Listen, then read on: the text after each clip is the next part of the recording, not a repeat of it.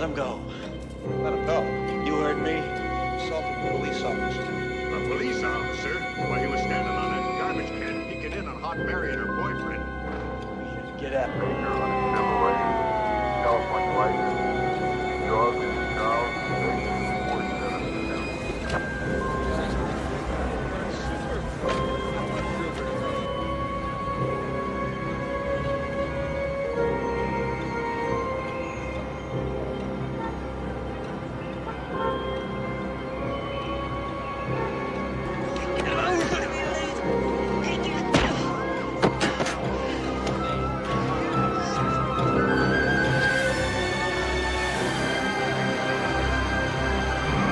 Shot in the face.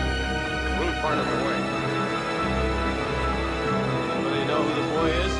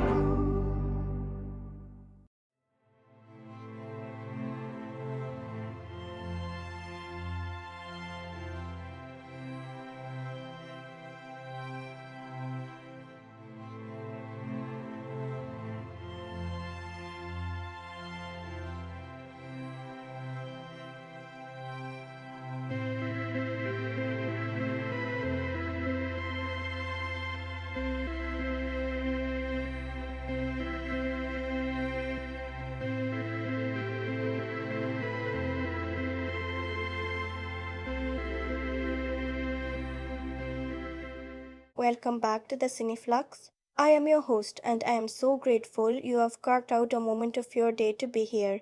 If you have been with us for a while, you know that in this space we don't just consume cinema, we let it wash over us. We look for the brush strokes. We feel the weight of every frame and the truth of every silence. Today, I want to talk to you about a film that demands nothing less than your entire unbroken presence.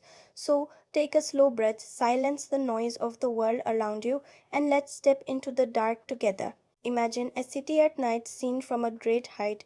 The lights below are cold and numerous and indifferent, a thousand lit windows, each one a life continuing regardless of what happens in the street beneath it.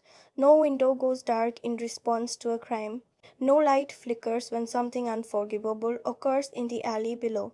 The city simply continues, luminous and unmoved, the way cities have always continued, absorbing whatever happens inside them and offering nothing in return except the indifferent fact of their own persistence. That image, a city that will not bear witness, that cannot be made to care, is the emotional world of the film we are entering today. A world where justice is not a law of nature but an argument.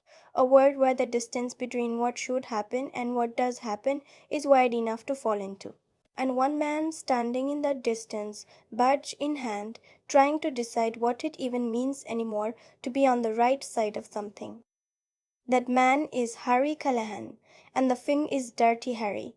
This is not a simple film, though for years it was treated like one, and that I think is where the real conversation begins. Dirty Harry was released in December of 1971, directed by Don Siegel, and starring Clint Eastwood in what would become one of the most iconic performances of his career, and by almost any measure, one of the most culturally combustible film characters American cinema has ever produced. The screenplay was written by Harry Julian Fink and Rita M. Fink, later revised by Dean Reisner, and the film was produced under Warner Brothers, arriving into a country that was deeply, visibly at war with itself. Vietnam was still burning. Civil rights legislation was still contested in the courts and in the streets. Crime in American cities was rising. The relationship between law enforcement and civilian communities was fracturing in ways that no legislation seemed able to repair. And into that wound, Don Siegel dropped this film like a lit match. The story at its surface follows Harry Callahan, a San Francisco homicide inspector, blunt as a fist, allergic to bureaucracy, and carrying within him a kind of grief that the film never quite explains but always makes you feel. He is assigned to hunt a sniper calling himself Scorpio, who is terrorizing the city one targeted victim at a time. What unfolds is a procedure on the outside, a chase, a cat and mouse tension that builds with real craft. But beneath that procedure surface, what the film is truly doing is something far more uncomfortable. It is asking you to decide where the law ends and justice begins, and then it is watching to see how you answer. Tom Siegel was not a director who worked in abstraction. He was a craftsman of the American action film, lean, economical, suspicious of sentiment, but never entirely without it. Films like Invasion of the Body Snatchers and Coogan's Bluff had already shown his gift for using genre as a container for ideas that genre films were not supposed to carry. With Dirty Harry, he found a subject that matched him perfectly, a story that looked like a cop thriller and thought like a philosophical argument. And Eastwood, who had already spent years with Sergio Leone learning how to communicate an entire interior life through stillness and the careful rationing of words, was precisely the instrument this story needed. Together they made something that the word film almost undersells. They made a provocation, a question dressed as entertainment, a moral trap. The cast around Eastwood is purposefully spare. Andrew Robinson plays the villain Scorpio with an unnerving, almost theatrical menace, a performance that still unsettles. Harry Gardiner, Rennie Santoni, John Mitchell fill the precinct world with lived-in texture. But make no mistake, this is Eastwood's film in every frame, every silence, every deliberately unhurried step toward a confrontation the audience both wants and, if they are paying attention, should be slightly afraid to want.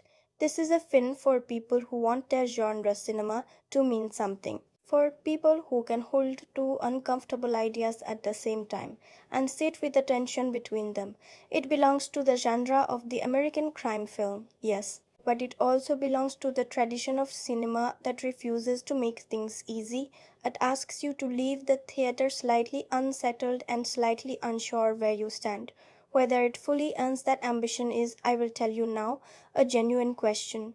One I still wrestle with. One this essay will not pretend to answer clingy. When I first sat with this film, I expected a monument. That is the problem with legendary cinema. The legend arrives before the film does, and it takes up all the space in the room. You sit down already knowing the .44 Magnum monologue, already knowing the squinting intensity, already knowing the cultural fate this film has been carrying for over 50 years, the debates about fascism, about policing, about whether it is a right-wing fantasy or a genuine moral inquiry, and all of that knowledge creates a kind of static between you and the actual experience of watching it. What struck me in the first 10 minutes was how quiet the film was, quieter than I expected. The opening sequence, Scorpio's first act of violence, is shot with a detachment that does not feel like cruelty but like observation. Seagull keeps the camera at a distance that the film never fully closes, and in that distance there is something worth feeling.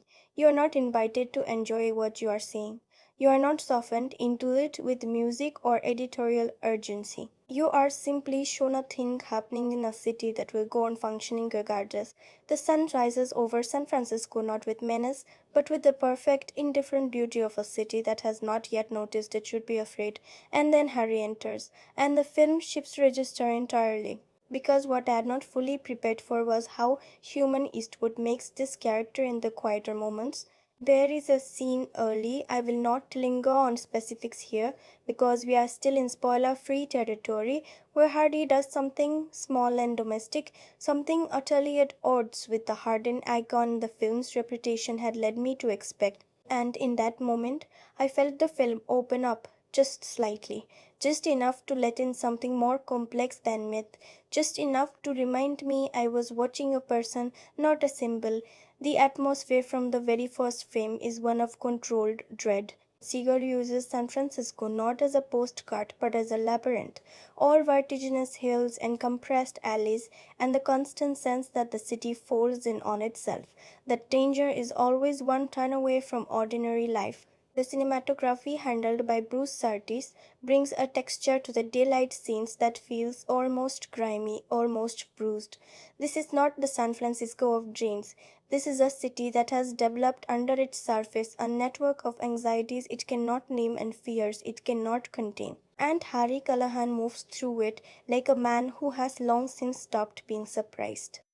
What the opening of this film does, and this is something I kept returning to, is establish mood before it establishes plot. It asks you to feel the world before it explains what will happen inside it. And that is a choice, a deliberate, considered artistic choice. It tells you immediately what kind of film this is, and more importantly, what kind of film it refuses to be.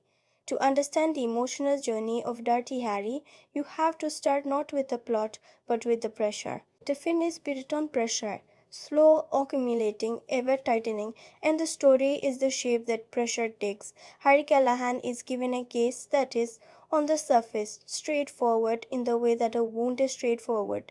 A sniper, a city held in fear, a detective assigned to end it. But what Siegel and the screenplay keep doing, with quiet insistence, is placing obstacles between Harry and resolution that are not tactical but institutional. Every time Harry gets close, every time he finds a thread that leads somewhere real, the machinery of due process, of civil liberties, of constitutional protocol steps in and cuts the thread, not because the system is evil, but because the system was built for something other than this. And nobody inside the system can agree what to do when the tools available are inadequate to the threat they face.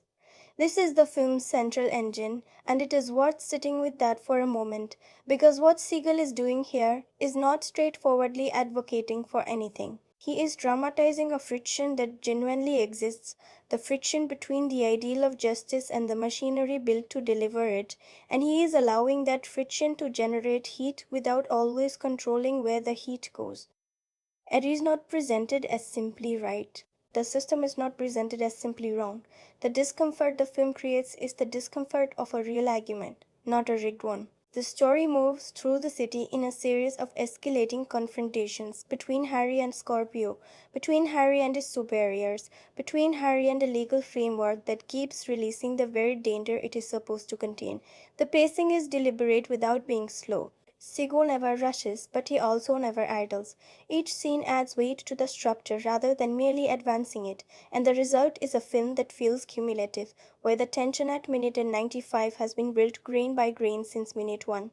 The character work is where the film earns its deepest engagement. Harry Callahan, as written and as performed, is not a simple man.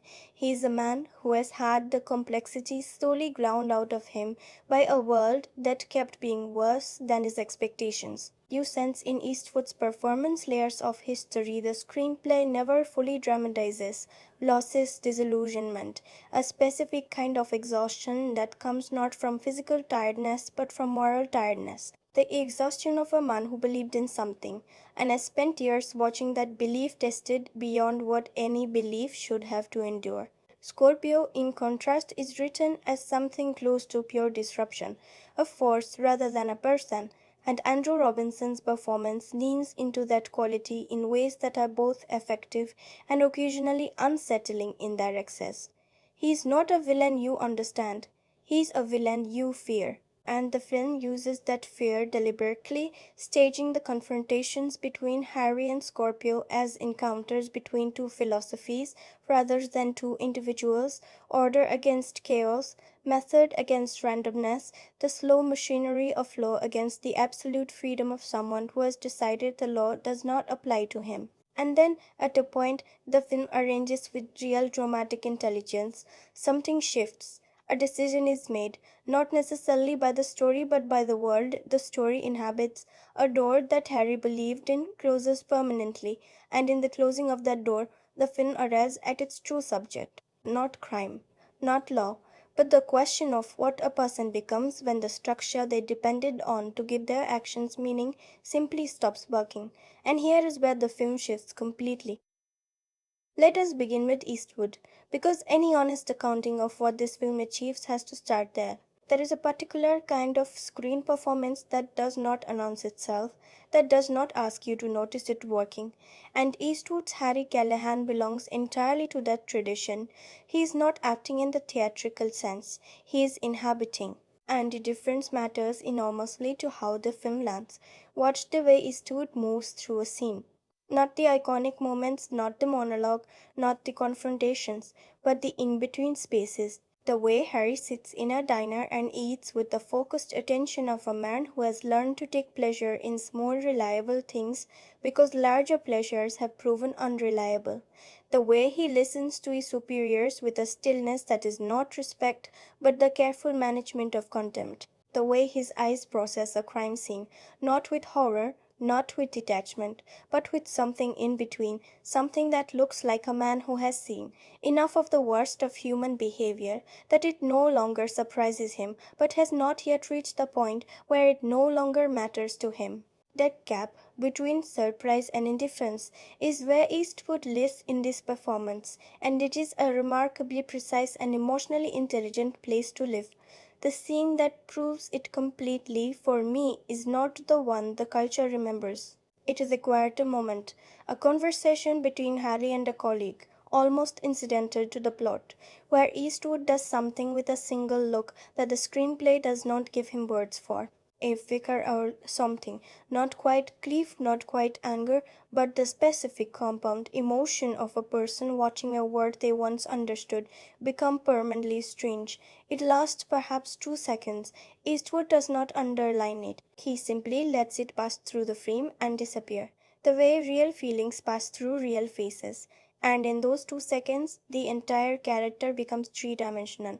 Everything that happens after that moment lands differently because of it. The supporting performances serve the film well without threatening to steal it. Rennie Santoni as Chico, Harry's reluctant partner, brings a warmth and a moral clarity that functions as a useful counterweight to Harry's corrosive edge.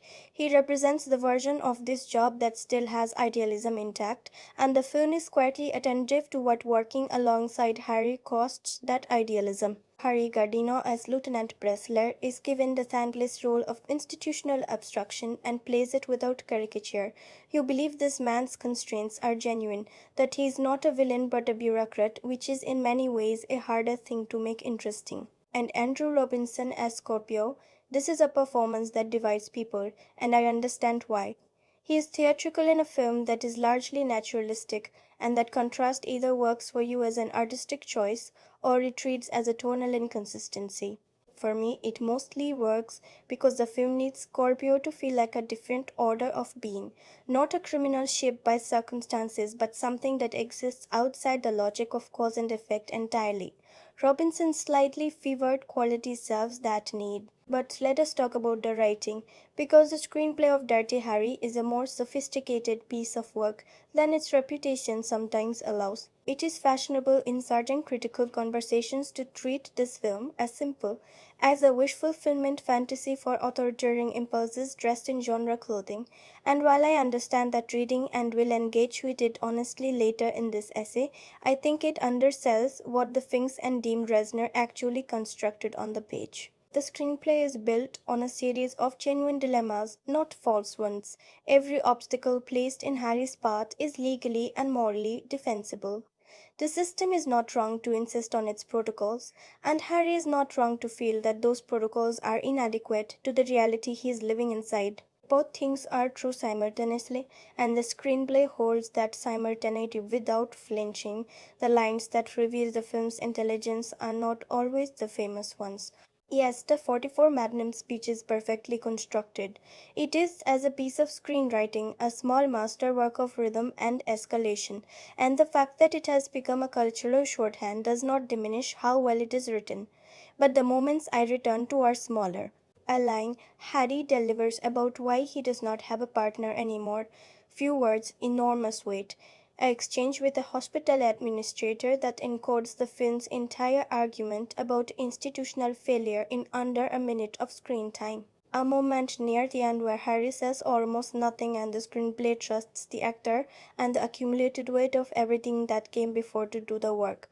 That trust, that willingness to let silence carry meaning, is the mark of writing that understands the medium it is working in. Then there is the visual language, and here is where Don Siegel's contribution becomes impossible to overstate. Siegel was a director who believed the camera should always have a point of view, not in the aggressive or ostentatious way that calls attention to itself, but in the quiet, accumulative way that shapes how you feel about what you are watching before you have consciously registered that shaping is happening.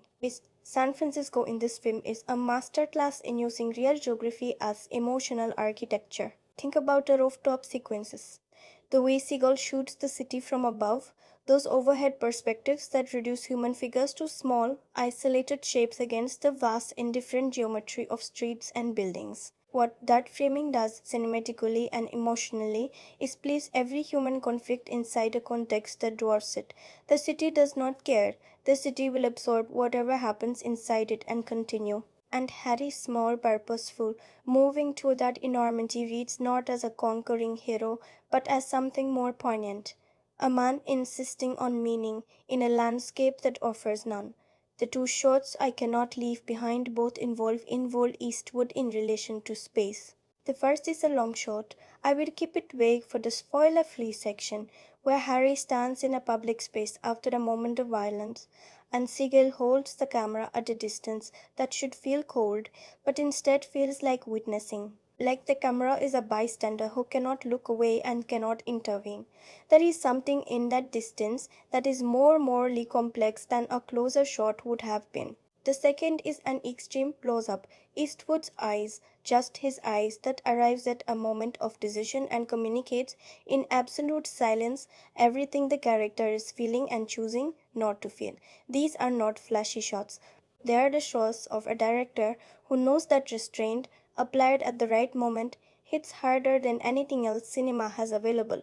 Bruce Sarti's cinematography deserves its own moment of recognition. The film has a particular quality of light, slightly harsh, slightly desaturated, never quite comfortable, that feels like the visual equivalent of the film's moral atmosphere. There is beauty in the San Francisco photography, but it is beauty with something wrong underneath it. The way a city can look perfect from a distance and reveal its fractures the moment you step inside it. Surtees understood what the film needed and delivered it in every frame. The score, composed by Lalo Schifrin, is one of the most interesting sonic choices the film makes, and it is not always discussed with the attention it deserves. Schifrin brought to this film a jazz-influenced, rhythmically complex sound palette that does something unusual for a thriller of this era. It does not tell you how to feel. Most thriller scores of the early 70s are emotionally instructive. They tell you when to be afraid, when to be excited, when to relax. Schifrin's score for Dirty Harry is more ambiguous than that. The main theme has an energy that is difficult to fully name. It is not triumphant, not sinister, not mournful. It sits in a register between those things, and that register is exactly where the film lives morally. The music knows what the film is doing and refuses to simplify it. The use of silence in this film is equally deliberate. There are sequences, particularly in the more intimate confrontations, where Siegel removes the score entirely and lets the ambient sound of the city carry the scene. Traffic, wind. The distant machinery of ordinary life continuing indifferently. In those moments, the silence does not feel like the absence of music. It feels like the presence of something larger and colder than music, the sound of a world that will not pause for what is happening inside it. That is craft. That is a writer who understands that what you remove from a scene is as powerful as what you place inside it. The editing by Carpenter is another element that deserves more credit than the film's legacy typically allocates it. The cut rhythms in the action sequences are unhurried in a way that distinguishes Dirty Harry from the faster cut thrillers that would follow in its wake. Siegel and Pingetol trusted duration, trusted that letting a scene breathe, letting tension accumulate without relief, was more effective than the rapid cutting that generates adrenaline at the cost of weight. The result is a film where the action sequences feel genuinely consequential rather than kinetic. You feel the cost of them, and that cost is essential to what the film is doing, and yet Here is the part of any honest engagement with this film where something has to give. The place where Dirty Harry falls short, and it does fall short in ways that matter, is not in its craft and not in its central performance. It is in the film's relationship with its own moral argument. Because what Seagull and the screenplay construct is, as I have said, a genuine dilemma. But the way the film resolves, or rather refuses to resolve, the dilemma has always struck me as less honest than the dilemma itself. The film spends most of its running time holding both sides of its argument in genuine tension, and then, in its final movements, allows the weight to tip in a direction that the film's own intelligence should have resisted. There is a degree to which Dirty Harry ends up endorsing what it should have had the courage to merely examine. The emotional architecture of the third act, the way it is staged, the way it is scored, the way the camera relates to Harry's final choices, nudges the audience toward a particular conclusion rather than leaving them genuinely free to reach their own. And that nudge, subtle as it is, represents a failure of nerve. A film this intelligent deserved an ending as genuinely unresolved as the question it was asking. What it provides instead is something closer to catharsis, and catharsis in a film this morally complicated is a form of evasion. This is not a fatal flaw. It is the flaw of a film that builds something ambitious and then, at the last moment, blink, and in blinking, it handed ammunition to critics who wanted to read the entire film as the thing only its ending actually is. That is a real cost. Not to the pleasure of watching it, which remains genuine, but to the fullness of what it could have been. The second genuine weakness is in the treatment of Scorpio.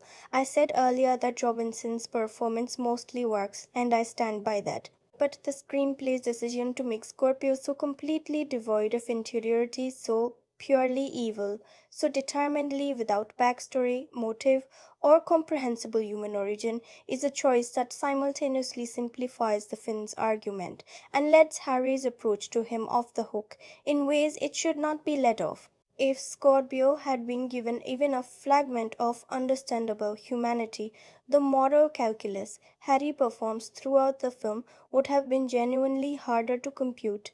As it stands, the film makes its villain so irredeemably monstrous that the audience is not truly tested. You are not asked to hold the complexity, you are given permission to want what Harry wants. And the film, disinterested in the dangers of wanting what Harry wants, should have resisted giving you that permission quite so completely. There are also moments, a handful, scattered across the middle of the film, where the pacing flags in a way that feels less like deliberate breathing room and more like the script working through material that was necessary but not yet fully shaped. As a plot involving Harry's new partner, while emotionally useful, occasionally feels like it is taking time from the film's central tension rather than deepening it. These are not devastating problems. They are the small fictions of a film that was, in several ways, in a hurry, made quickly, under real production pressure, with a screenplay that went through multiple revisions without every scene being perfectly smooth. But I want to be clear about something. These flaws exist inside a film that is, in most of its running time, exceptionally good at what it does. Knowing where a film falls short should sharpen your appreciation of where it reaches. And what Dirty Harry reaches toward, a genuine engagement with the moral cost of policing, the limits of legal systems, and the psychology of a man who defines himself by a role the world keeps making impossible. That reach is real. It was real in 1971. It is in certain respects even more real now. Here is the thing about how this film came to exist that reshapes how you see almost every frame of it once you know it. Dirty Harry was not made for Clint Eastwood.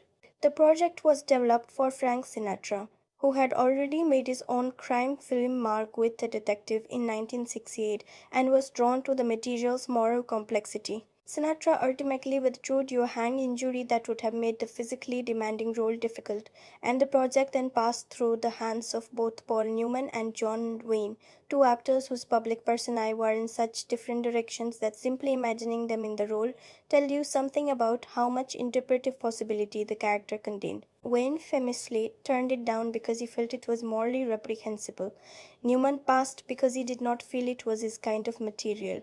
And then Eastwood stepped in, and the film became something none of those alternative versions could have been, because Eastwood brought to Harry Callahan not just the iconographic physical presence the role required, but a particular quality of interior reserve that made the character's silences as eloquent as his words. Think about what that means for the film. Every scene you have watched, every iconic moment, was shaped by that specific chain of rejections. The film was shot almost entirely on location in San Francisco, which was both a production decision and an artistic one. Siegel wanted the city as a character, not a backdrop, and the decision to shoot in real streets, real buildings, real neighborhoods gave the film a texture that studio reconstruction could never have achieved. But it also created genuine logistical challenges. Scenes had to be orchestrated around real traffic, real pedestrians, real city life that did not pause for the production. There is a famous sequence on a football field that required extraordinary coordination to achieve on the schedule available. Knowing that the chaos you see in those location sequences was at least partly real chaos, that the city was not performing but simply being itself, adds a layer of documentary truthfulness to scenes that might otherwise read as stylized. Lalo Schifrin, composing the score, reportedly worked under significant time pressure and delivered music that Siegel was initially uncertain about. The director had expected something more conventionally tense, more in the thriller mode of the era, and what Schifrin provided was deliberately slanted, rhythmically unpredictable, resistant to easy emotional categorization. Siegel came to understand in the editing process that Schifrin's instinct was correct, that the score's refusal to be simply reassuring or simply threatening was exactly right for a film whose entire argument was about the inadequacy of simple categories. What the composer had in the material before the director fully did. That is a fascinating piece of creative collaboration, and it should change the way you listen to the film. The film's budget was approximately $5 million, modest even by 1971 standards, which explains the tight shooting schedule and the reliance on location work over constructed sets. That financial constraint turned out to be a creative gift. Necessity pushed the production toward a rawness and immediacy that a larger budget might have polished away. There is something about the slight roughness at the edges of this film, the unglamorous daylight, the unbeautified streets, the unstaged feel of certain public scenes that serves its moral word perfectly. This is not a film that could have afforded to look expensive, and the story it is telling cannot afford to look expensive either. Finally, and this is the detail that stays with me most, the film's title character was originally named Harry Callahan in the script, but the nickname Dirty Harry did not appear in early drafts. The evolution of that phrase, from absence to title to cultural shorthand, is a small story about how language and identity harden around a person in the public imagination. By the time you first hear the nickname spoken in the film itself, it already carries a weight the story has not yet fully built, because the title has done that work before the story begins. It is one of cinema's more efficient psychological manipulations. The film tells you how to see Harry before it shows you who Harry is, and then it spends the next 100 minutes complicating what the title promised.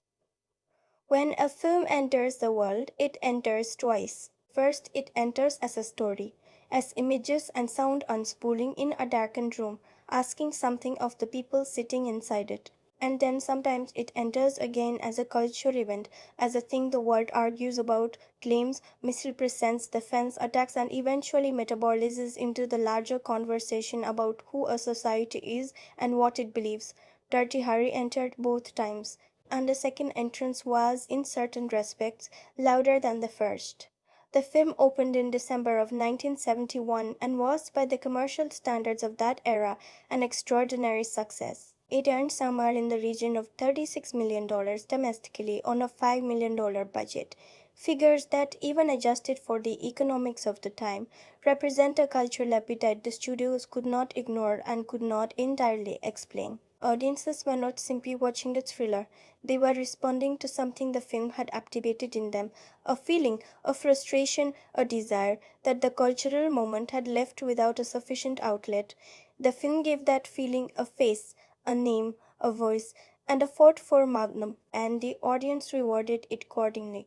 The critical response was more fractured, and what is interesting, looking back at those early reviews across the decades that followed, is how much the fracture revealed about the critics rather than about the film. Roger Ebert, in his original review, gave the film a positive notice while expressing discomfort about its politics, a combination of aesthetic admiration and moral unease that turned out to be, in retrospect, the most intellectually honest response available. Pauline Kael, far more ferociously, described the film as a fascist work of art, a phrase that became enormously influential and, I would argue, both more and less true than its famous bluntness suggests. More true in the sense that the film's emotional architecture does tilt in its final movements toward a celebration of unilateral force that the most rigorous reading of its own premise should not permit. Less true in the sense that a genuinely fascist film would not have been capable of the moral complexity that the first two-thirds of Dirty Harry consistently generates.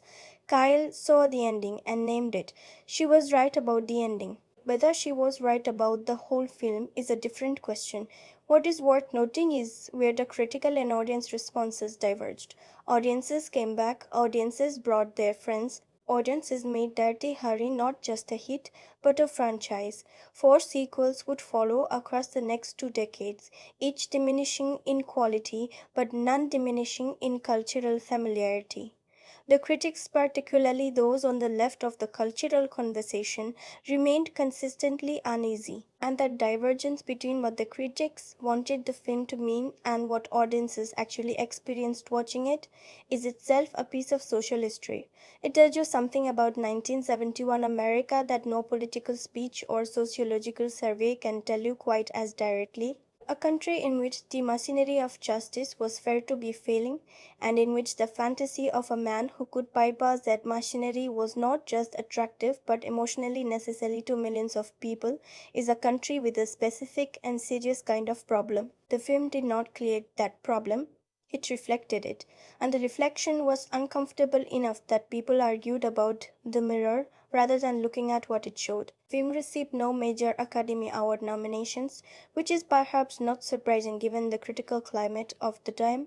The Academy in the early 70s was in the middle of its own identity negotiation, caught between the old Hollywood it had always celebrated and the new American cinema that was redefining what a film could be. Dirty Harry existed in an interesting liminal space, too genre for the prestige voters, too accomplished for pure dismissal, and it fell through the gap that such spaces tend to create at awards time. What it deserved, at minimum, was recognition for Eastwood's performance and for Siegel's direction. What it received was cultural influence that outlasted any award it might have won, which is its own kind of recognition. The film's streaming and home video life has been long and generationally renewing. Each new generation that encounters it comes to it with different cultural luggage, different relationships to questions of policing, civil liberties, state power, and individual violence, and the film, to its considerable credit, keeps generating real discussion rather than simply confirming whatever the viewer brought in with them. That is the mark of a work that has genuine depth. Shallow provocation exhausts itself, deep provocation stays alive. Dirty Harry has, across 50 plus years, stayed alive in the cultural conversation in ways that most films from its era simply have not. Whatever you think about what it says, you cannot dismiss the fact that it keeps being worth talking about, that longevity is not accidental. Now, Dirty Harry exists as the first chapter in a 5-film series, and while this essay is primarily concerned with the original, the place this film holds within that series is worth understanding because it shapes how the original has been received and remembered. This sequels, Magnum Force, The Enforcer's Sudden Impact, and The Deadpool, form a curious and somewhat melancholy arc. Magnum Force, the 1973 follow-up directed by Ted Post, is in many ways the most interesting piece of counter-programming in franchise history, written partly in response to the fascism criticism leveled at the original. It places Harry explicitly in opposition to a group of vigilante police officers who have taken the unilateral justice logic of the first film to its natural conclusion. It is, in other words, a sequel that argues with its predecessor, that says with some intelligence, here is where the philosophy of the first film actually leads, and Harry himself does not like what he sees. Whether that response fully works as cinema is debatable. Whether it represents a genuine moral reconsideration or simply a contractual attempt at reputation management is perhaps even more debatable. But its existence shapes how you might read the original, because the very fact that a sequel felt the need to correct the first film's apparent implications suggests that the people closest to the franchise understood, on some level, that those implications were real and needed addressing. The later films diminished steadily. The Enforcer, Sudden Impact, and The Deadpool each reduce Harry Callahan incrementally from a complex moral figure to a genre mechanism, a reliable delivery system for action beats and one-liners that the audience now expected and that the films were contractually obligated to provide. The tragedy of that reduction is that it makes the original harder to see clearly, because when we think of Dirty Hardy as a cultural entity, we tend to think of the accumulated franchise rather than the specific, genuinely complicated film that started it. We think of the poster, we think of the catchphrases, we think of the archetype, and in doing so, we sometimes miss the actual film, the specific, sometimes brilliant, sometimes flawed, always genuinely engaged piece of work that Don Siegel and Clint Eastwood made in 1971. What the original adds to any conversation about the series is the thing none of the sequels ever fully recovered: genuine moral ambivalence. The first film does not know how to feel about Harry Callahan, not entirely, and that uncertainty, that sense of a film wrestling honestly with its own protagonist, is what makes it worth returning to in a way that the later entries are not. If you want the franchise, the sequels will give you more of it. If you want a film, the real film, the one with something actually at stake, the original is the only place it fully lives. There is a way of talking about what films mean that turns them into lecture material, that extracts the ideas from the experience and bins them to a board like specimens, labeled and categorized and drained of the very life that made them worth examining. I want to resist that, because what Dirty Harry is really saying is not best understood as a thesis. It is best understood as a feeling, a specific, uncomfortable, morally unresolved feeling that the film generates and then refuses to dispel. And that feeling, I think, is the film's true subject. Here is what I keep returning to. At its deepest level, this is a film about what happens to a person when the framework they built their identity around stops functioning. Harry Callahan is not simply a cop who bends the rules. He is the man who believed, genuinely, completely, without irony, in a particular version of justice, not the legal version, which he understands too well to trust entirely, but a moral version, a version grounded in the idea that there is a difference between right and wrong that exists prior to and independent of law, and that a person who can see that difference clearly has not just the right but the obligation to act on it. That belief is what makes Harry, it is also, the film keeps suggesting, what makes her dangerous. Think about what that means for how you watch him. Every scene in which Harry's methods produce results, and they do produce results, the film is honest about that, is shadowed by the awareness that the same methods applied by a person with different values or different judgments or simply different luck would produce something monstrous. Harry is not a safe template. He is a specific person making specific judgments in specific circumstances, and the film, at its most intelligent, never lets you forget that his methods derive their apparent legitimacy entirely from the fact that he happens to be right about Scorpio. What if he were wrong? That question hovers over every scene in which Harry acts outside his authority. The film never answers it. It does not need to. The question itself is the meaning. The recurring visual motif of the city seen from above, those overhead shots that Seagull returns to throughout the film, carries this theme in purely visual terms. From above, human choices become indistinguishable. The man pursuing justice and the man evading it are equally small, equally subject to the indifference of scale. What the earlier perspective says again and again is that the moral certainty that sustains Harry's actions is a ground level illusion, that from far enough away, the difference between the hunter and the hunted collapses into the simple fact of two figures moving through a city that will absorb both of them. It is a quietly devastating visual argument, and it is made without a single word of dialogue. Water appears throughout the film in ways that are not incidental. The bay, fountains, rain-slicked streets. In the visual grammar of cinema, water has carried the weight of cleansing, of moral uncertainty, of things that cannot be contained since the beginning of the medium. Siegel uses it not symbolically in the heavy-handed sense, but atmospherically. It is always there, always present, always reminding you that the clean lines Harry draws between right and wrong exist in a world that is fundamentally wet, fundamentally resistant to clean lines. The word leaks. An airy certainty, however admirable in its intensity, is always one leak away from drowning. The badge, it appears, disappears, reappears. What it means changes each time. This is perhaps the film's most deliberate symbolic structure, and I will leave its final appearance for the spoiler section, where it belongs. But notice how the film uses the badge not as a simple symbol of authority, but as a question about the relationship between identity and institution. Harry, without his badge, is still Harry. Is he still legitimate? Is legitimacy even the right word? The film asks these questions not by having characters discuss them, but by placing the badge in frame at moments of maximum moral tension and letting you feel the weight of it. The writing on the wall, literally at one point in the film, is another detail that rewards attention. In a film about a city in crisis, the city's surface is pitch, graffiti, signage, the texture of public space. All of it contributes to a portrait of an urban environment that has lost faith in its own governance, that has started expressing itself outside official channels because the official channels no longer feel sufficient. Harry is, in a sense, the human equivalent of that graffiti.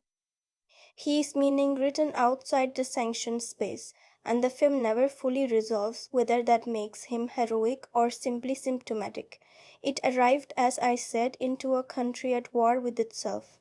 But the cultural moment Dirty Harry inhabited in 1971 was more specific than that general description allows, and understanding that specificity helps explain both why the film hit with the force it did and why it continues to generate argument more than 50 years here. The late 60s and early 70s represented in American cultural life a period of radical contestation over almost every foundational assumption of the post-war social contract. The civil rights movement had forced a reckoning with the mythologies of American justice that the country had not fully processed. The Vietnam War had destroyed the credibility of institutional authority in ways that affected not just military and governmental institutions, but every institution that claimed the right to make decisions on behalf of the collective. The counterculture had proposed, however, incoherently that the rules themselves were the problem, that the framework of law and order was not a neutral container for justice, but a mechanism of control designed to protect the powerful at the expense of the vulnerable.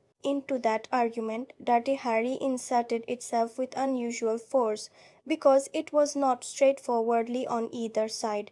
A simple law and order fantasy would have been easier to dismiss. What Siegel and the screenplay produced was something more provocative, a film that took the counterculture's critique of institutional authority seriously enough to dramatize it, and then located that critique not in a radical activist, but in a conservative cop. Harry Callahan does not trust the system. Harry Callahan believes the rules are failing real people. Harry Callahan acts outside the sanction framework because the sanction framework is inadequate to the reality it is supposed to govern. These are not right-wing ideas. They are not left-wing ideas either. They are the ideas of a moment in which the entire political spectrum had lost confidence in the machinery of collective governance and was looking for something, anything that actually worked. The film's influence on the cinema that followed it is considerable and not always acknowledged. The archetype of the rogue law enforcement officer, brilliant, morally certain, institutionally alienated, operating in a gray zone between legality and effectiveness, is now so familiar as a genre convention that it is easy to forget Dirty Harry was one of the primary texts that established it. From the American cop thrillers of the 70s and 80s, through to contemporary television dramas about complicated detectives, the shadow of Harry Callahan falls across an enormous portion of the crime genre's landscape.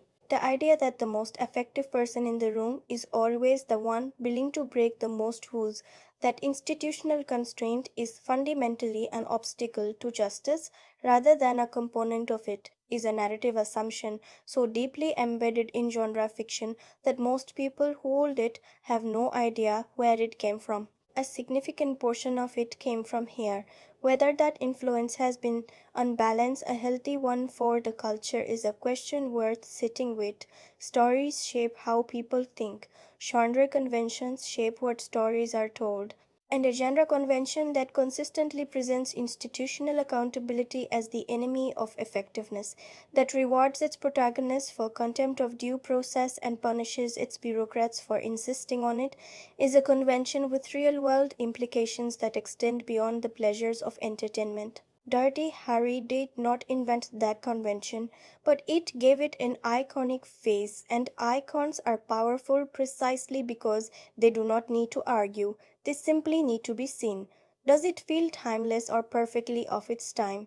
Both, I think, in different proportions. The craft feels timeless, the cinematography, the performance, the score, the elemental simplicity of the central conflict between order and chaos.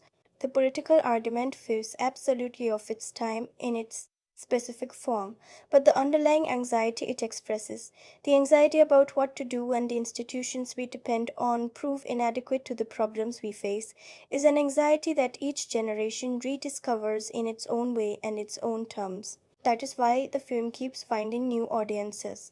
Not because those audiences share the politics of 1971 San Francisco, but because they share the feeling of a world whose machinery is grinding. The feeling of watching something go wrong and being told by the people in charge of fixing it that the correct response is patience. That feeling does not age. And as long as it does not age, this film will not either. From this moment, we go into full spoilers. If you have not yet seen this film, stop here, go experience it first, and come back. Some things deserve to be felt before they are understood. The film opens with a killing that establishes with cold precision the terms of everything that follows. A young woman swimming in a rooftop pool is shot from distance by a sniper who has sent a letter to the city demanding $100,000 or he will keep killing. The shot that ends her life is filmed without ceremony. No slow motion, no swelling music, no editorial softening. She is simply there and then she is not. And the city below continues. A taxi turns a corner. A light changes. Life absorbs the violence and moves on. That choice to refuse the audience the emotional scaffolding that most films provide around death is the film's first and most important statement of intent. It tells you immediately that what you are watching will not comfort you. It will not make violence meaningful in the way that genre entertainment usually makes violence meaningful. It will simply show you what violence is: an interruption, a subtraction, a thing that happens in a world that keeps happening regardless. Harry's introduction follows, and it is one of the most considered character entrances in American cinema of that era. He is eating a hot dog at a street vendor, completely absorbed in the simple pleasure of it when a bank robbery erupts across the street. What follows Harry's unhurried, almost casual engagement with the robbery, dispatching multiple armed men while continuing to eat, ending with the already iconic confrontation with the last surviving robber, is both an action sequence and a character study delivered simultaneously. The famous line arrives here, not at the end of the film as some misrememberings have it. And what is worth understanding about that line, "Do you feel lucky, punk?" is not its swagger but its function. Harry does not know how many shots he has fired either. He is bluffing. He is performing certainty he does not fully possess. And the robber, reading the performance rather than the reality beneath it, backs down. This is Harry's method in microcosm, the projection of absolute certainty as a tool of control wielded by a man who knows, somewhere underneath the certainty, that the ground is less solid than he lets on. Scorpio's escalation drives the film's first half with a relentlessness that is genuinely uncomfortable to watch. He shoots a black teenager. He shoots a priest. He buries a 14-year-old girl alive and contacts the city with a ransom demand that the mayor, played with a sweating, exhausted pragmatism that is one of the film's more quietly effective supporting performances, feels compelled to meet. The decision to pay the ransom is presented not as cowardice, but as the agonizing calculation of a man responsible for a city's safety who has run out of better options, and Harry, watching that calculation happen, says nothing. But Eastwood's face says everything. Not contempt exactly, but the specific grief of a man watching an institution he serves surrender to a logic he cannot accept. The scene in which Harry tracks Scorpio across the city at night, following telephoned instructions to increasingly remote locations, is the film's most sustained piece of tension building and one of Siegel's finest sequences. Harry moves through the darkness alone, each instruction taking him farther from backup, farther from the structures that would normally constrain and protect him simultaneously. The geography of the sequence is brilliantly handled. The city becomes progressively more empty, more industrial, more stripped of the ordinary life that normally makes it legible, until Harry arrives at a construction site that feels like the end of the world, or at least the end of the world the film has built. And there Scorpio emerges, but not with a girl. She is already dead. The ransom was paid for nothing, and the meeting ends in a confrontation that leaves Scorpio wounded and Harry, crucially, having gone too far. What Harry does in that confrontation, standing on Scorpio's wounded leg to extract the location of the buried girl, is the film's moral fulcrum. Everything before it has built toward this moment. Everything after it follows from it. Because Harry is right that the girl might still be alive. And Harry is right that Scorpio would not have volunteered the location willingly. And the method Harry uses is torture. Simple, unambiguous torture, applied by a representative of the law to a person who is, at that moment, in Harry's custody. The film does not flinch from what it is showing. It does not editorially reframe it as something other than what it is. And the girl, it turns out, is already dead. The torture produced information that arrived too late to save anyone, which means Harry committed an act of torture for nothing except the satisfaction of having done something, of having refused to be helpless in a situation that made helplessness feel intolerable. Think about what that means. The film has spent considerable effort making you want Harry to find that girl. It has built the emotional case for Harry's actions with considerable skill, and then it reveals that those actions produced nothing except their own moral cost. The girl was not safe. The torture was not justified by its outcome. Harry's certainty was, in this instance, simply wrong about the timeline, and the film, in that revelation, does something genuinely brave. It refuses to let the emotional investment it has built in Harry's methods be validated by results. The results were not there. The methods existed for their own reasons. And those reasons, the film quietly insists, are worth examining. The legal consequence follows with almost mechanical inevitability.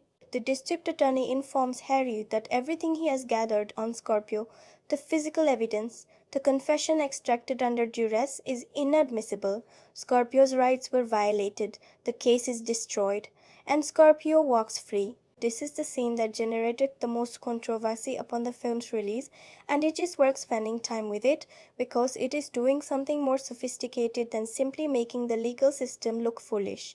The district attorney who delivers this news is not presented as a villain. He is presented as a man doing his job, a man who believes with apparent sincerity that the protections he is citing exist for reasons that matter, that a system which abandons due process when the crimes are sufficiently horrifying is a system that has abandoned the principle that made it worth having. He is right, he is completely right, and Harry knows he is right, and Harry cannot accept it. And the audience, if the film has done its work, and it has, cannot entirely accept it either. That triple impossibility is the film at its most honest and its most genuinely complex. Scorpio's release is the moment the film stops being a thriller and becomes something closer to a tragedy. Not the tragedy of a man defeated by evil, that would be too simple, and this film is not interested in simple, but the tragedy of a man who discovers that the world he believed in does not exist in the form he needed it to exist. Harry has spent his entire career operating inside a framework that he resented, argued with, and repeatedly bent to breaking point, but always underneath the resentment with the assumption that the framework was real, that it meant something. That the departure was not just matter, but a contract between him and a society that shared at some fundamental level his understanding of what justice required. Scorpio walking free is the moment that assumption dies, and what follows is not rage exactly. It is something quieter and more devastating. It is clear to watch Eastwood in the scenes immediately after the district attorney's verdict. The performance shifts register in a way that is almost imperceptible but absolutely present. Something settles in Harry's face, not resignation, not defeat, but the specific stillness of a man who has stopped waiting for the world to be different from what it is. He has been given the answer to a question he has been asking for years, and the answer is not what he hoped for, and now he has to decide what to do with the truth he cannot unfind. That stillness is Eastwood at the absolute peak of his craft as a screen actor, and the fact that it happens in scenes that are largely procedural.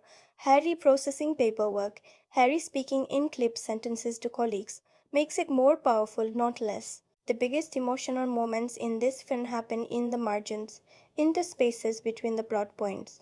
That is what great cinema does. Scorpio, released and legally protected, immediately hires a man to beat him severely, paying for his own brutalization in order to frame Harry for police brutality. It is the film's most explicitly territorial plot development, and Robinson plays it with a shrieking, almost operatic quality. That is, I will admit, the moment where his performance most strains against the film's naturalistic register. But the purpose of the scene is clear and important. Scorpio understands the system as well as Harry does. Better, perhaps. He knows exactly which levers to pull, which rights to invoke, which protections to weaponize. He is not ignorant of the law. He is expert in it, and his expertise is in using the law's protections as an offensive tool rather than a defensive one. The film is making a specific and uncomfortable point here, that the same framework designed to protect the innocent can be operated by someone sufficiently cynical as a machine for generating immunity. That is not an argument against the framework, but it is an honest acknowledgement of one of its genuine vulnerabilities.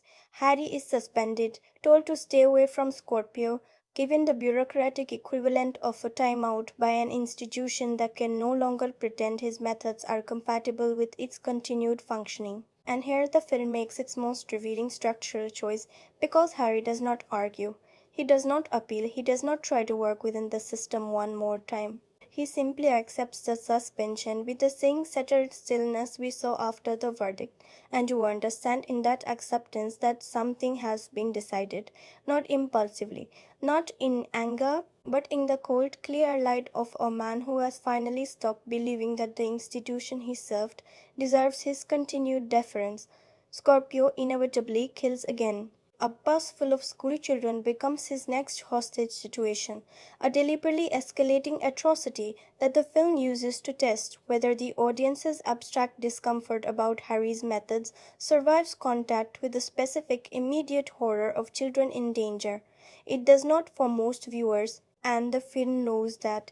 It has engineered this moment with considerable precision, placing you in exactly the position it wants you in, wanting Harry to do whatever it takes, constitutional propriety be damned, before delivering its final act. The manipulation is deliberate and, I think, honest. The film is not pretending you should not feel what you feel. It is showing you what you feel and asking you to think about what that reveals. Harry's pursuit of Scorpio to the film's final location, a gravel quarry outside the city, all industrial desolation and grey light, is staged as a chase that gradually strips away everything except the essential confrontation.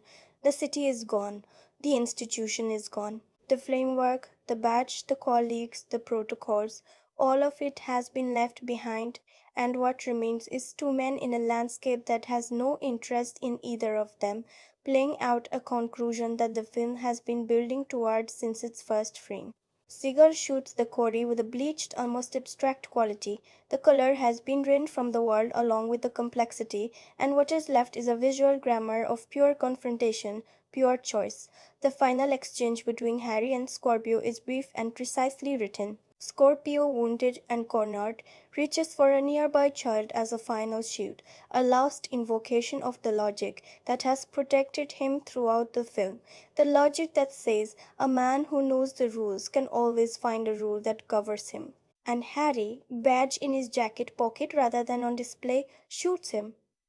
Not in the line of duty, not as a police action, as a personal act of terminal judgment by a man who has decided, in full awareness of what he is deciding, that the framework he served has exhausted its claim on him. Scorpio falls into the water of the quarry pond, and here the water imagery that has threaded through the film arrives at its final statement.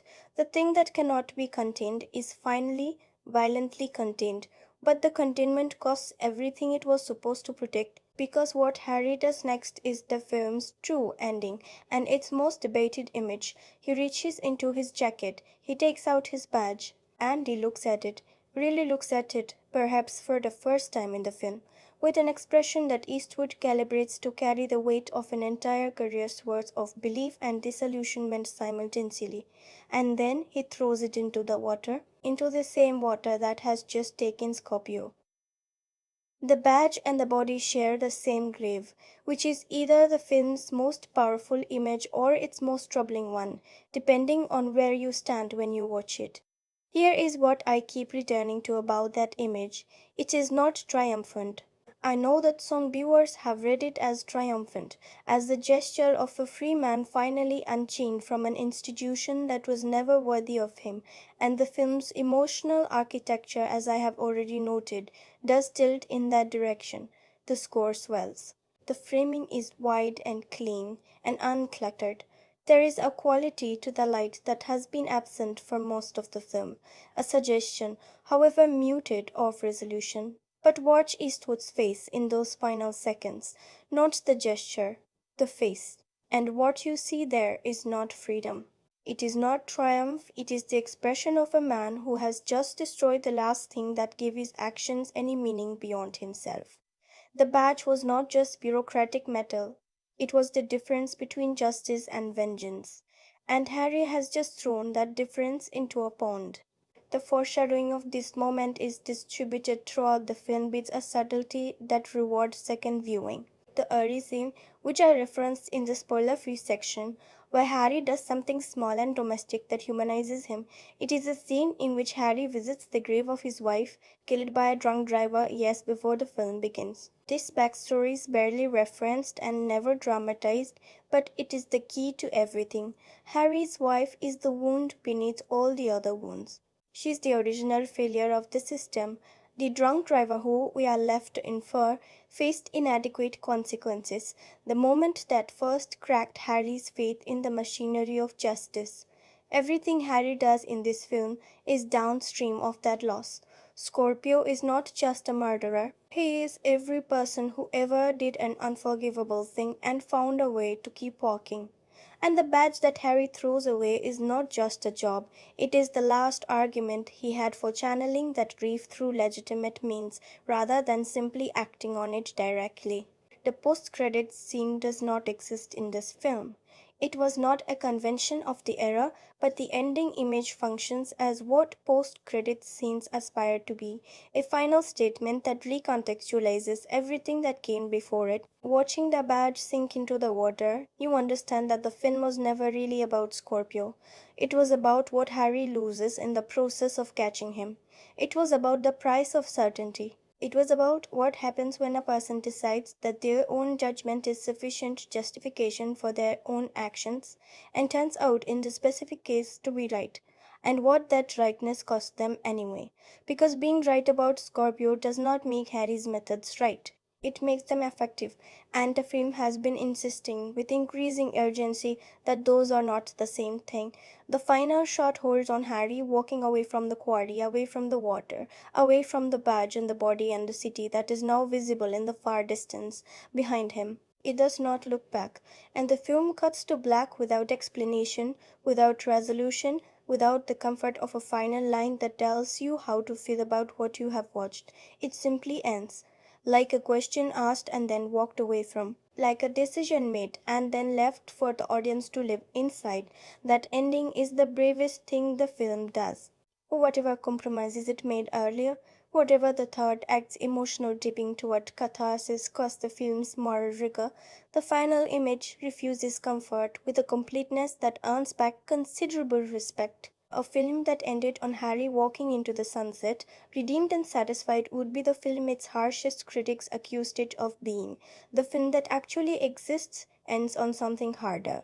Something that looks from a distance like victory and feels up close like a man who has just become the thing he spent his career fighting against.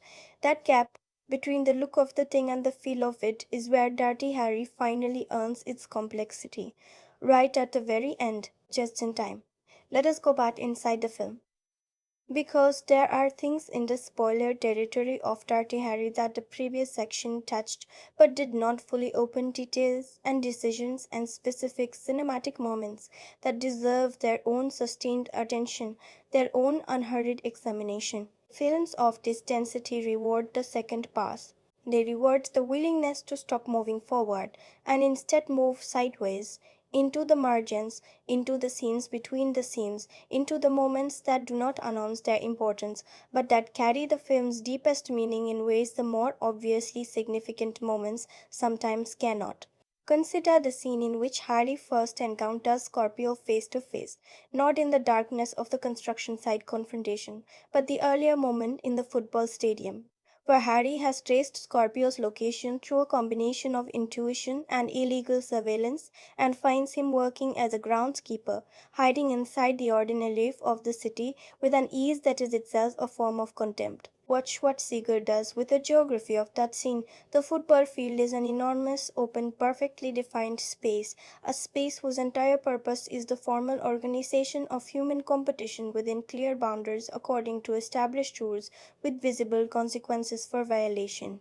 And into that space of formal order, Sequel places this confrontation between the man who represents institutional order and the man who has placed himself permanently outside all order whatsoever. The irony is not incidental, it is the scene's entire visual argument. Harry and Scorpio face each other on the most rule governed terrain in American civic life, and neither of them is playing by the rules. The stadium is empty, the game is not being played. The space designed for the ritualized, contained expression of competition sits silent and purposeless around two men for whom competition has left the field entirely and entered somewhere far darker. The knife that Scorpio keeps, the particular detail of his weapon of choice throughout the early part of the film. Before the rifle, before the larger acts of organized terror, is worth sitting with. A knife is intimate in a way that a rifle is not. It requires proximity. It requires a willingness to be close to the thing you are destroying. And Scorpio, for all his distance and his ransom notes and his telephone demands, is revealed in those early scenes to be someone for whom violence is not merely functional but personal. The rifle is the tool of his commerce with the city. The knife is the expression of something else, something the film deliberately leaves unnamed but consistently implies. The distinction between his public violence and his private violence is one of the details that makes Scorpio, despite his lack of backstory, feel like something more than a narrative mechanism. He has an inner life. We simply never get access to it. And the film is, I think, wise enough to understand that some forms of evil are more frightening when they remain opaque, when you cannot explain them, because the explanation would make them smaller than they actually are. There is a sequence occurring in the middle of the film, often overlooked in discussions of the more dramatically prominent scenes, in which Harry sits alone in his apartment at night. No case development, no forward narrative motion. Simply a man in a room in the dark with the city audible through the window and Eastwood's face carrying everything the film knows about loneliness and purpose and the particular weight of a life organized entirely around work because everything outside of work has been taken away or given away or simply allowed to erode. The scene is biff. Under 2 minutes, Segal holds it longer than a purely functional director would have, longer than the scene needs to be if its only purpose is to establish Harry's isolation. He holds it because the scene's purpose is not merely establishment, it is immersion. He wants you to sit inside Harry's solitude for long enough that it becomes something you feel rather than something you observe. And in that immersion, the film achieves something that the action sequences and the moral arguments cannot achieve on their own. It makes Harry's subsequent choices feel not like the choices of an archetype, but like the choices of a specific, irreducibly human person who is lonely and certain, and grieving and fully alive, all at the same time, and who will not be reduced to any single one of those qualities. What I find myself thinking about, returning to that apartment scene, is the question of what Harry would have been without the loss of his wife. It is a thought experiment the film never invites you to perform, but that the grave scene and the apartment scene together make almost irresistible. A Harry Callahan who did not carry that specific wound, would he still have become the man we watch throughout this film?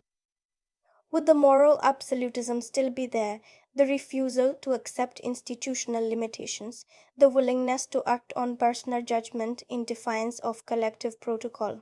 Or was the absolutism itself the grief, the hardening of a person who loved something and had it taken away randomly, without justice, without consequence, without the consolation of meaning?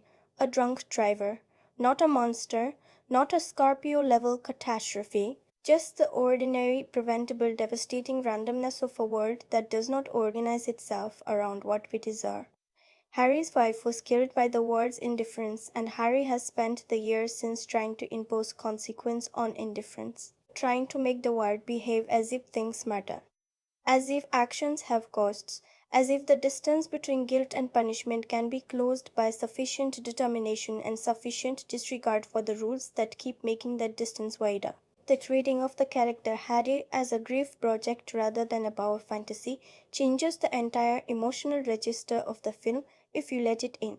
It does not excuse anything, it does not redeem anything. But it locates Harry's certainty in something that is recognizably painfully human rather than in the abstract authoritarian impulse that the political critique of the film tends to emphasize, and the film, I think, earns that reading. It plants the grave scene early and precisely because it wants that reading to be available to you, wants you to be able to choose whether to see Hardy as symptom or as person, and to understand that he is inescapably both simultaneously.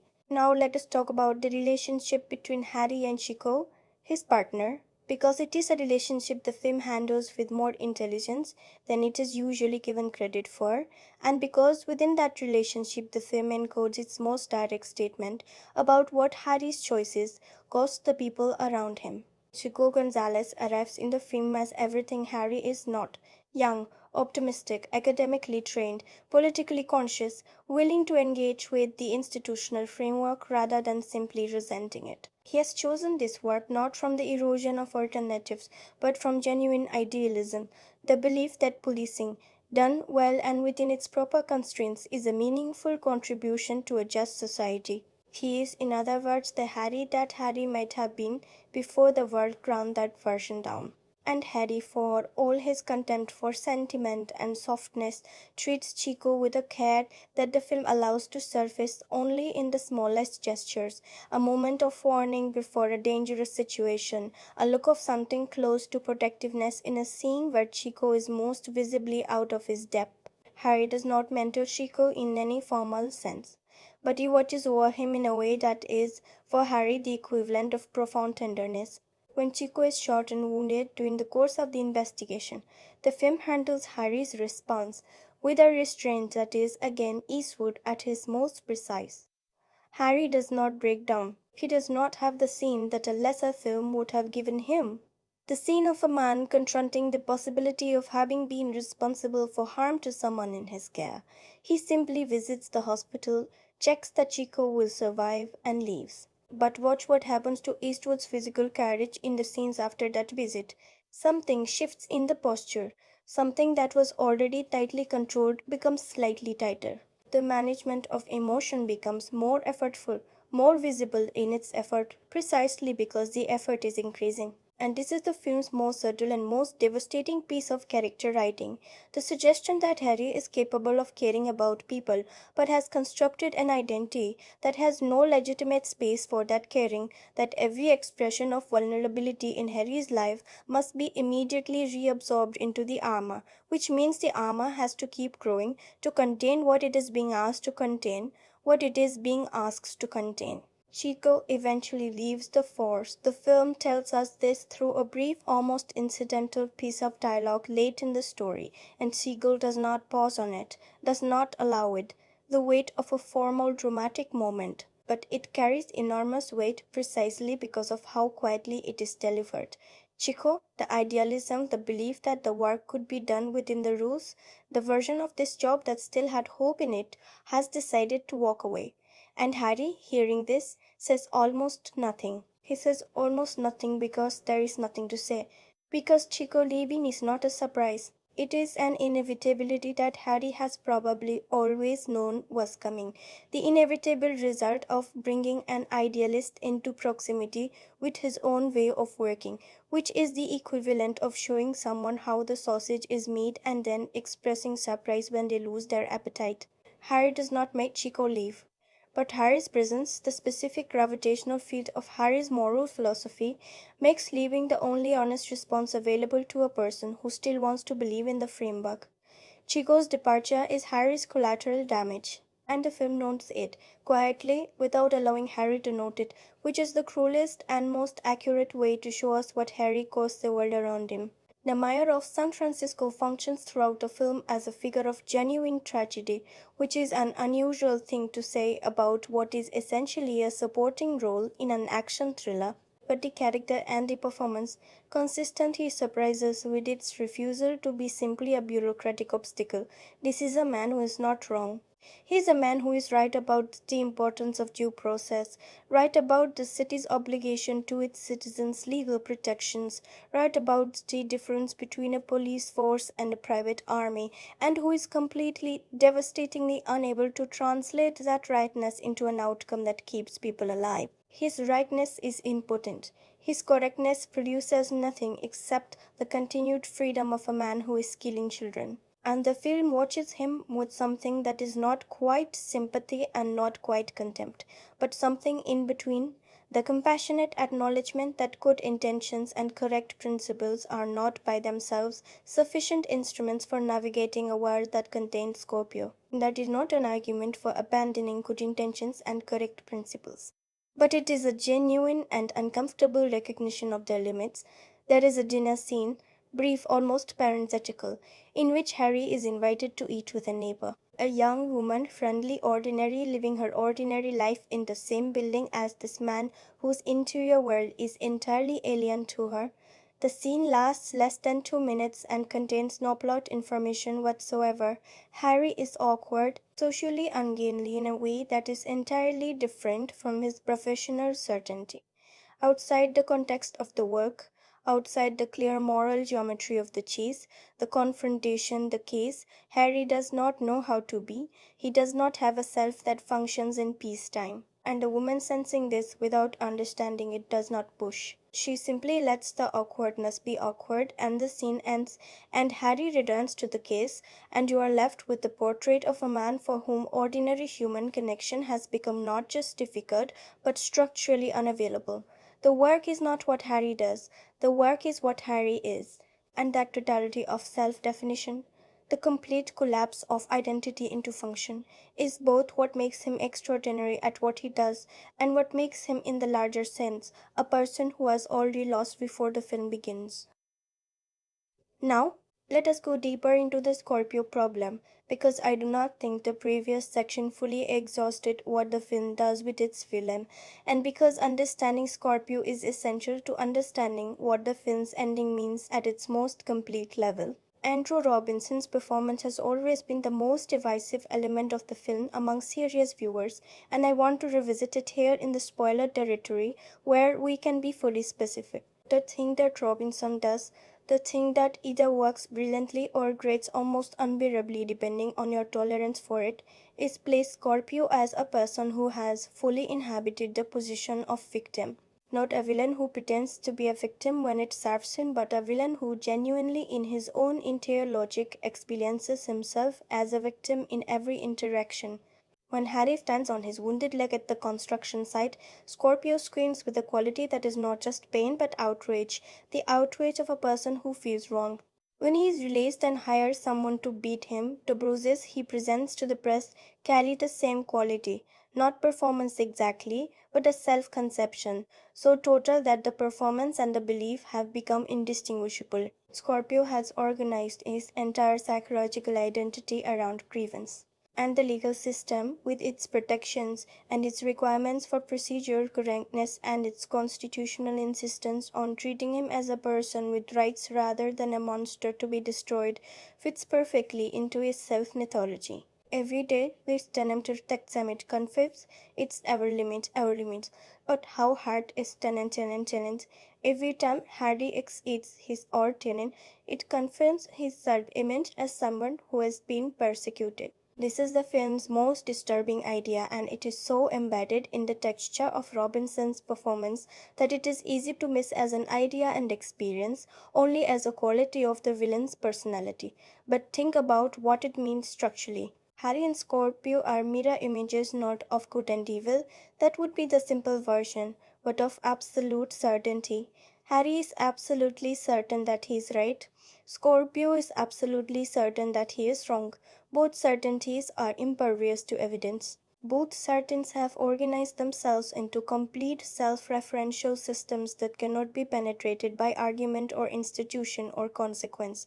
The difference between them, and the film insists there is a difference, a crucial and non-negotiable difference, is the content of the certainty. Harry's certainty is attached to a genuine moral reality. Scorpio is killing people. Scorpio will continue killing people. Scorpio must be stopped. Scorpio's certainty is attached to a psychotic self-delusion. But the structure of the certainty, the absolute evidence proof institution resistant, personally enacted quality of it, is identical, and that structural identity is what makes Harry dangerous even when he is right.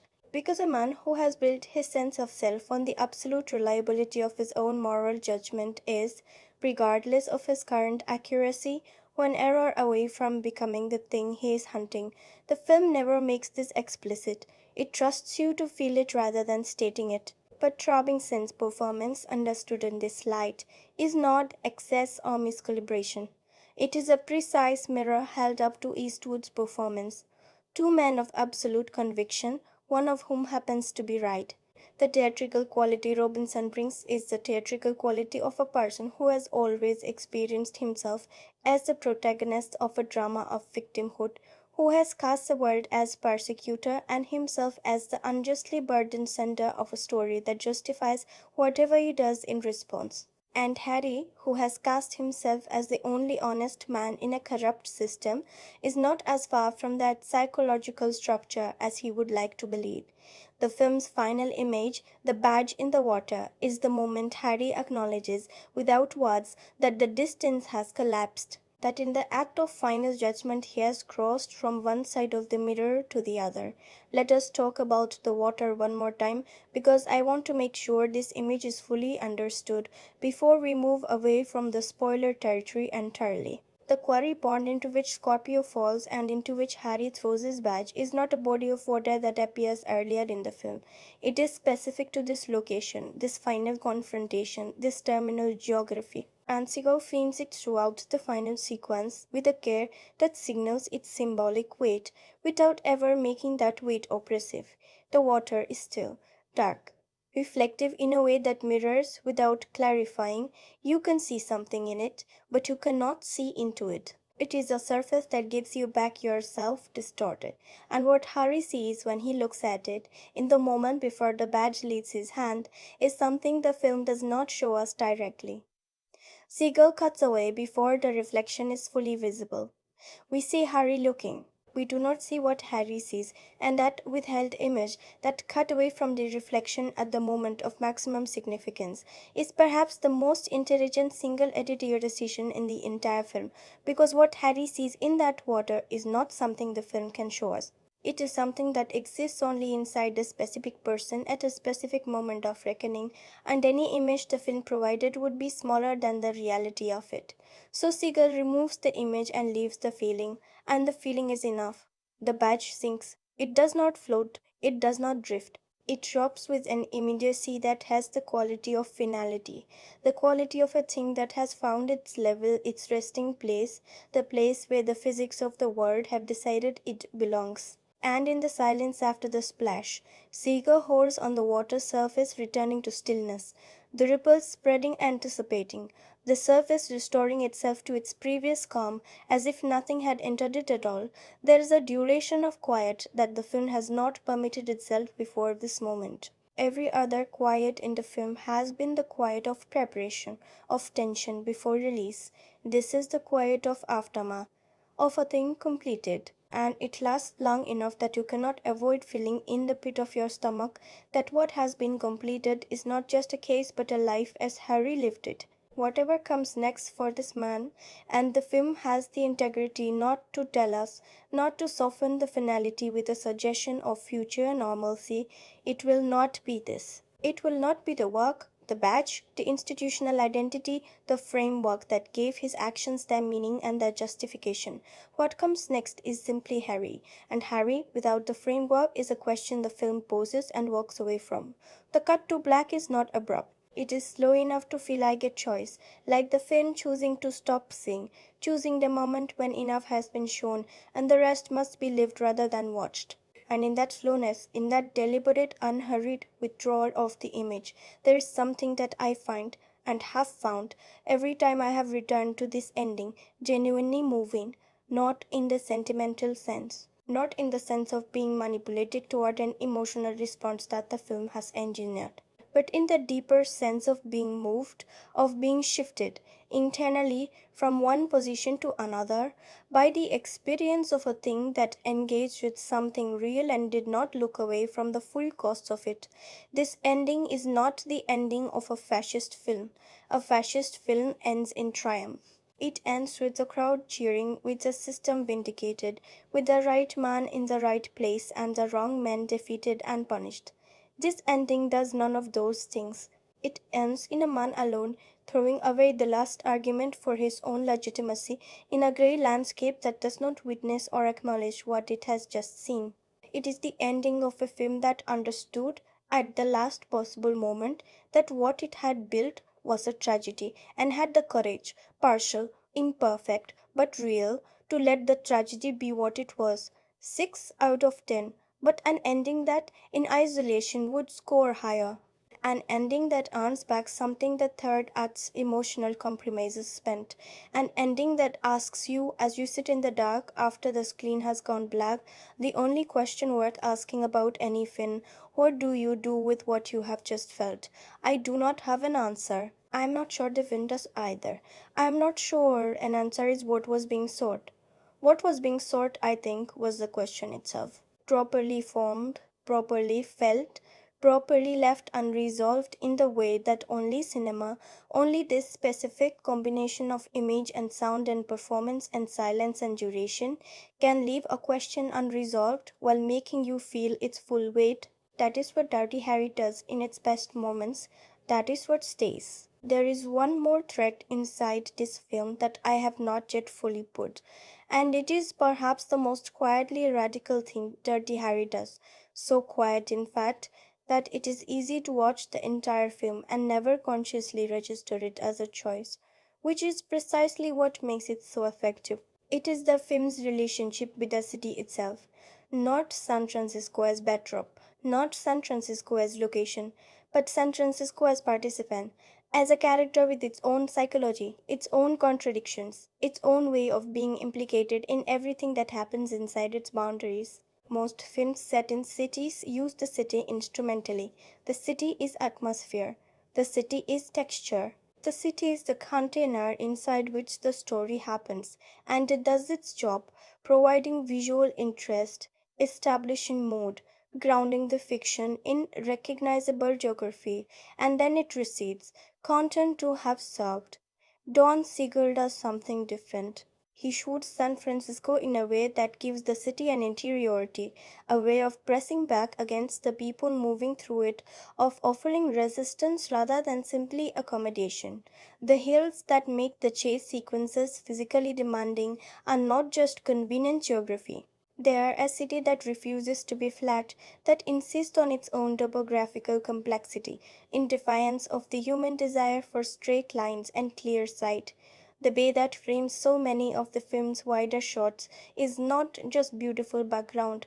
It is a reminder of limit, of the fact that the city ends somewhere, that there is a boundary beyond which the land simply stops, and something larger and indifferent takes over. And the fog, which appears in several of the film's most visually striking moments, is not atmospheric collocation but a condition of the place, the specific recurring condition of a city that regularly obscures itself, that wraps its own streets in a grey, that softens edges and makes certainty difficult, and turns the familiar into something that requires navigation rather than simply movement. Think about what that city does to Harry's certainty. Harry operates with the absolute conviction of a man who can see clearly, who has, as it were, burned away the fog of institutional compromise and bureaucratic cowardice and sees the world in its true, unmediated form. And yet he moved through a city that is constitutionally opposed to clarity, a city that fogs itself, a city built on hills that hide what is on the other side until you are already over the crest and committed to the descent. A city whose geography is a continuous argument against the possibility of the comprehensive overview that Harry's moral philosophy requires. The city is not hostile to Harry, but it is in its very physical form a refutation of him. And Seeger shoots it that way, not to make a point that the film then states in dialogue, but to create an environmental condition that your nervous system registers without your conscious mind necessarily processing. You feel watching this film that the world is harder to see clearly than Harry believes. The city is the evidence for that feeling. There is a bridge in this film. And I want to be precise about what I mean here, because I am not speaking only of the literal structure that appears in certain shots, but of the conceptual bridge that the film's geography keeps constructing and destroying between Harry's world and the civilian world he is ostensibly protecting. Throughout the film, there are moments where ordinary city life, people shopping, children in parks, couples on street corners, the entire unremarkable texture of urban existence appears in the same frame as Harry and his pursuit, not as contrast exactly, not as the peaceful normalcy that the hero is fighting to preserve, which is the conventional genre use of civilian background, but as something more troubling, as a reminder that the world Harry is navigating with such violent moral certainty is the same world these people are navigating with their groceries and their conversations and their complete unawareness that the man passing them on the pavement has just done or is about to do something that the law considers a crime. That juxtaposition. Harry in the civilian world utterly unaware of Harry, creates an effect that I find genuinely difficult to name but that I feel very clearly every time I watch the film.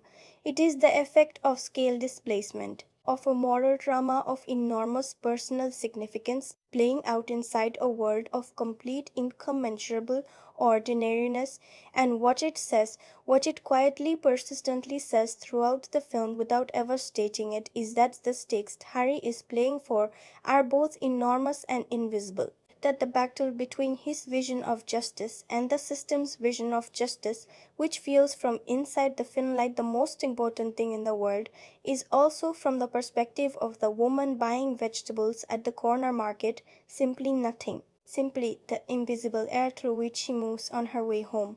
The film holds both of those truths simultaneously, the immensity of the moral stakes and the radical indifference of the world to those stakes, and the tension between them is one of the things that gives Dirty Harry its lasting emotional texture. Now I want to talk about something that is almost never discussed in relation to this film, which is its relationship to time, not to historical time, to the specific culture moment of 1971, which has been thoroughly discussed throughout this essay and throughout decades of critical literature, but to the internal time of the film, to the way Seagull manages duration as an expressive tool. Dirty Harry is a film that is acutely aware of how long things take, not in the sense of running time, though the film's pacing is, as I have noted, deliberately unhurried, but in the sense of the time required for consequences to arrive. Most action films operate in a temporality of immediacy. Action produces consequence rapidly, and the rapid production of consequence is itself a source of pleasure. The pleasure of a world that responds quickly and legibly to what is done inside it. Seagull's film resists. The consequences in Dirty Harry are slow. The institutional responses to Scorpio's crimes are slow. The legal processes that eventually undermine Harry's work are slow. The accumulation of evidence and procedure and bureaucratic response is slow. And this slowness is not presented as mere inefficiency, but as a quality of the world, a reflection of the truth that consequence, in reality, does not arrive at the speed that desire requires it to arrive. Harry's frustration, which Eastwood embeds in every interaction with his superiors, every conversation with the district attorney, every moment where the system's temporality clashes with the urgency of the situation, is the frustration of a man whose internal clock is set to a different speed than the institution around him. Harry experiences time as immediate and moral. The system experiences time as procedural and long. And the tragedy, the real tragedy, the one underneath all the genre mechanics, is that both of those temporal registers are right about something important, and neither of them alone is sufficient. Immediacy without procedure produces Harry at the quarry. Procedure without immediacy produces Scorpio walking free. The film does not offer a synthesis because no synthesis is available. It simply hosts both temporal registers in frame simultaneously and lets you feel the impossibility of the space between them. This temporal argument is expressed most clearly in the scene following the district attorney's verdict. The scene I discussed in the previous section in terms of its emotional content, but I want to return to it now for its formal qualities. The scene is shot in a way that makes the passage of time itself feel wrong.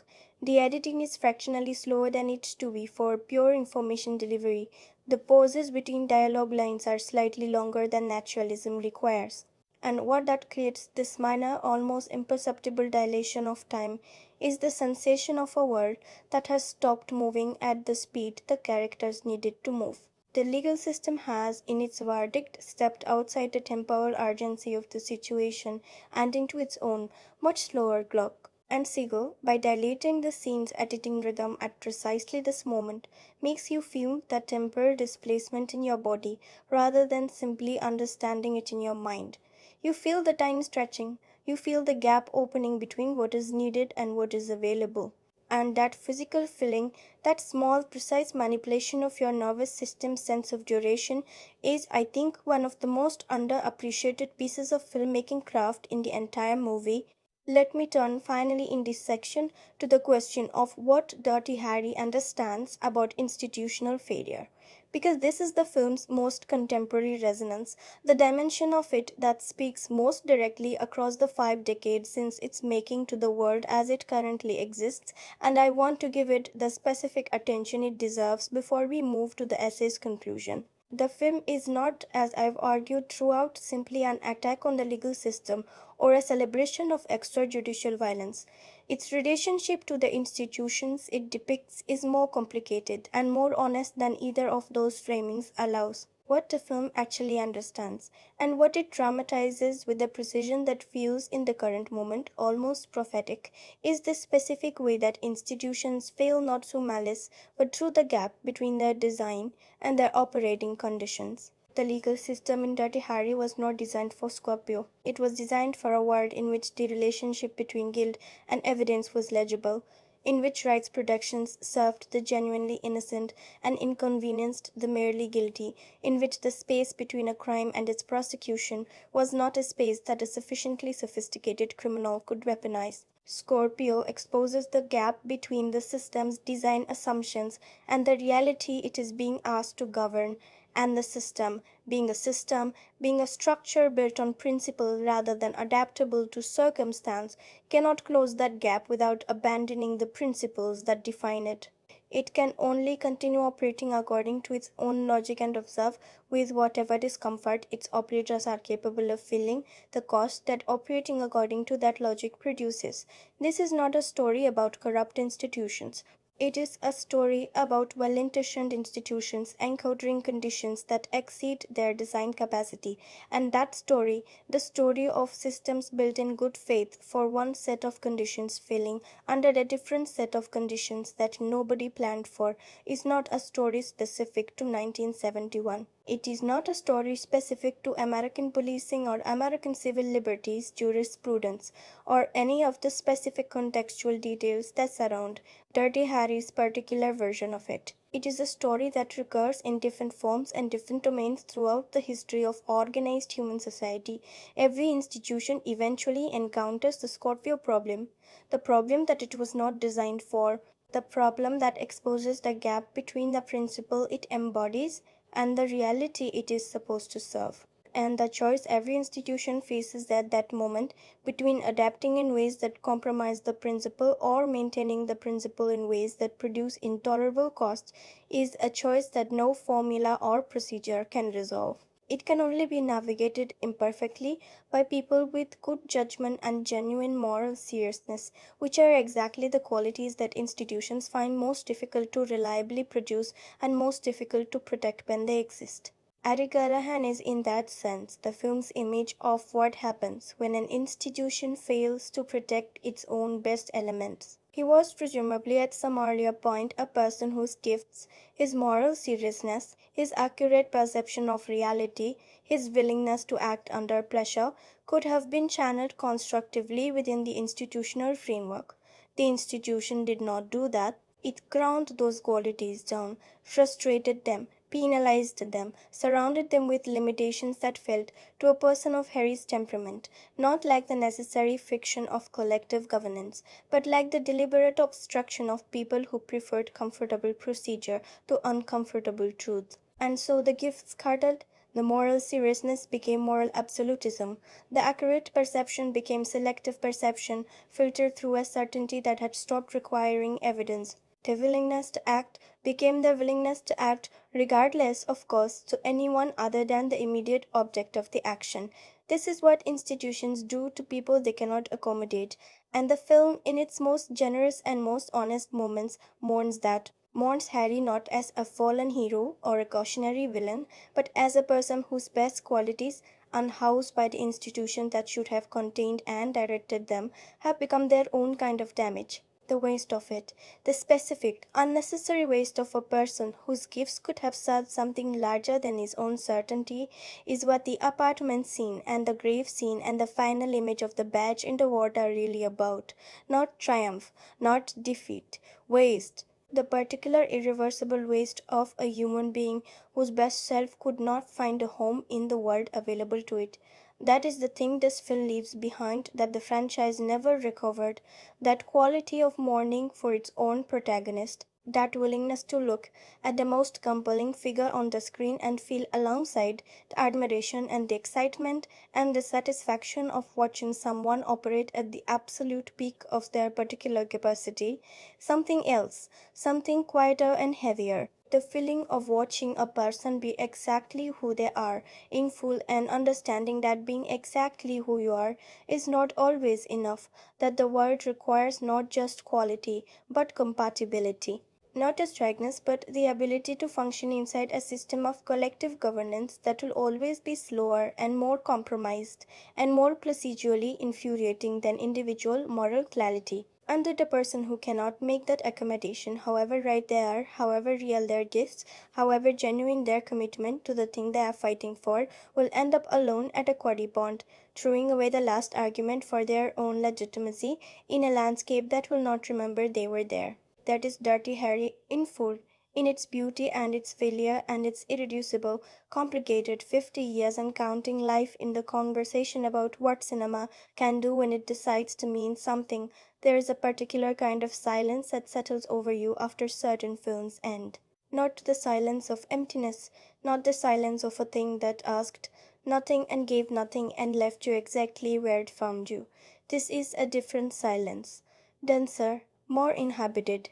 The silence of a mind that has been given something it does not yet know how to fully process, something that arrived through the screen and took up residence somewhere deeper than conscious thought, somewhere that does not respond to analysis or argument, but only to time. The silence of a film that did something to you that you will need days, maybe weeks, to fully understand. Dirty Harry left me in that silence. And I want to try in this section to be honest about what that silence contained, to step away from the analytical machinery I have been running throughout this essay and simply speak as a person who sat with this film and felt it, and who is still, in certain ways, sitting with it now. Let me begin with the moment that has not left me, not the badge, not the final shot as powerful as it is, not even the torture scene at the fulcrum of the film's moral argument, as important as that scene undeniably is. The moment that has stayed with me, that I find myself returning to in unguarded moments in the in between spaces of ordinary days, is smaller than any of those. It is the scene at the grave. Harry visits his wife's grave, alone, early in the film, before the case has fully consumed him. He does not speak, he does not perform grief for the camera.